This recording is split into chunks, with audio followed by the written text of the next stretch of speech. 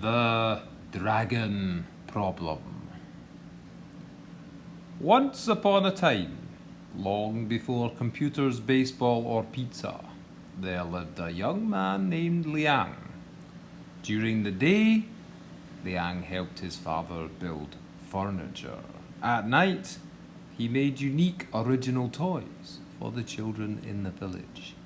He made birds with flapping wings. He carved dragons with rippling, moving scales, sharp claws, and red eyes. Every child in the village had one of Liang's dragons. Liang knew a lot about dragons because one lived nearby on a mountain. A few times a year, the dragon would swoop down on the village.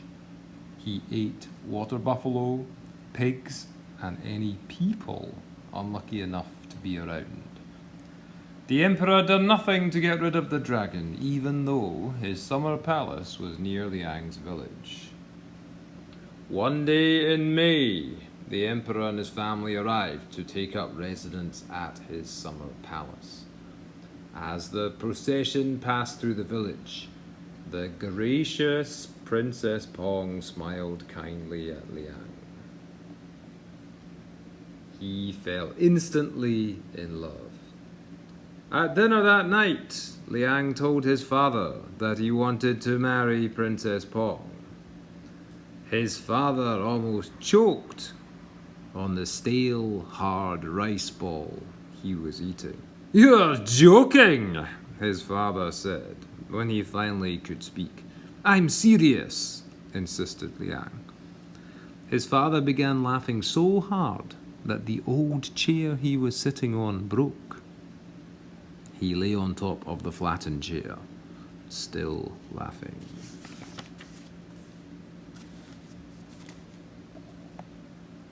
"I'll show him," Liang muttered angrily as he stomped out of the room. The next morning, the emperor's messenger made an official announcement.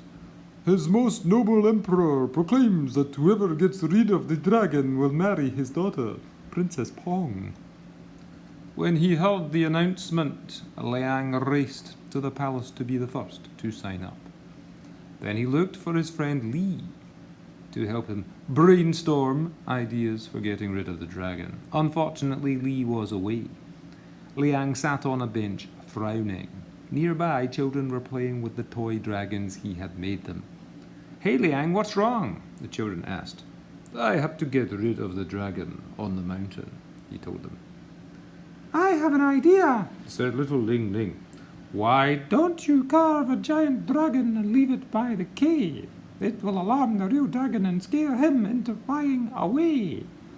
Liang stared at her. "Perfect," he shouted,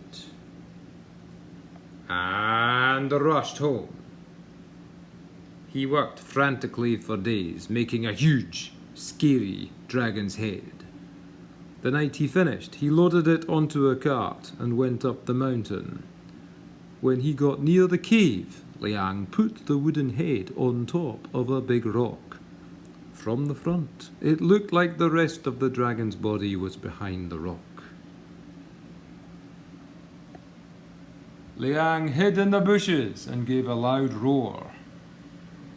"What's that noise?" growled the dragon, rushing out of his cave. Then he saw the massive dragon head glaring at him.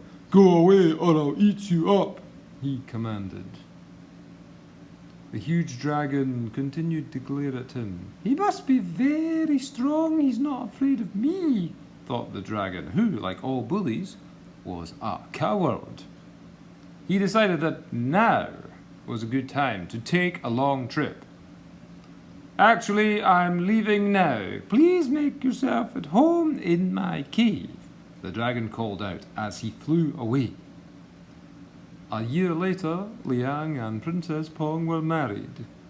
They opened a toy shop together and lived happily ever after.